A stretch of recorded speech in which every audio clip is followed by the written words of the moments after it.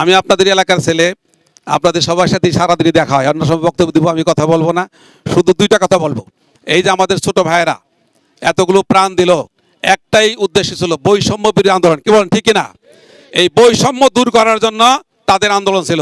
আজকে আমার দুঃখ লাগে, বাংলাদেশে একজন ব্যক্তির মাত্র কয়েক ঘন্টা একটা পাসপোর্ট, আইডি কার্ড সব কিছু রেডি হয়ে যায়। আর একজন ব্যক্তি ফেসবুকে দেখলাম 5 মিনিট পরে সে তার মনোনয়ন জমা দিতে ঢুকেছে, সে দিতে পারে নাই। এই যে বৈষম্য এখন আসে না, কি বলেন? আমরা কি চাই এই বৈষম্য থাকুক? যদি না চান তাহলে 11 দল জোট হয়েছে, এই জোটের প্রার্থী দোহার উপজেলা দোহার নবগঞ্জ থেকে দাঁড়িয়েছেন ব্যারিস্টার নজরুল ইসলাম। আমরা তার পক্ষে থাকবো তো ইনশাল্লাহ।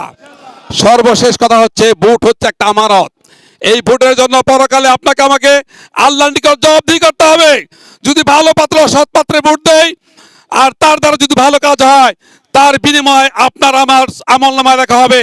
আর যদি একজন অসৎ ব্যক্তিকে ভোট দেয়, তার দ্বারা যদি মানুষের টাকা পয়সা লুণ্ঠন হয়, তার দ্বারা যদি সন্ত্রাস হয়, তার দ্বারা যদি চাঁদাবাজি হয়, তার দ্বারা যদি অন্যায় কাজ সমাজে সংগঠিত হয়, তাহলে তার গুণে আপনার আমার আমলনামা দিতে হবে কিনা বলেন? তাহলে একটা কথা, তাহলে ভোট দিয়ে একজন খারাপ লোককে বানাই দিলাম আর তার পকেট ভারী করলাম, সে সরকারের টাকা খাইবো, আপনার আমার পকেটে টাকা আসবে? আমাদের আসিল ভাই অত্যন্ত সুন্দর কথা বলেছেন। ব্যারিস্টার নজরুল ইসলাম এমন একজন মানুষ যাকে এমপি বানালে আমরা তার কাছে যেতে পারবো ইনশাল্লাহ। আমি আপনাদেরকে উদাত্ত আহ্বান জানাচ্ছি, আসুন আগামী 12ই ফেব্রুয়ারি আমরা দুইটা ভোট দেবো, হানার ভোট, আরেকটা হলো সরকারি মানে জাতীয় সংসদের ভোট।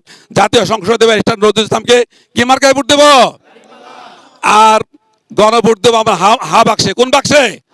আল্লাহ আমাদের সবাইকে তৌফিক দান করুন। ওমা তৌফিক ইল্লা বিল্লাহ। আসসালামু আলাইকুম রহমতুল্লাহ।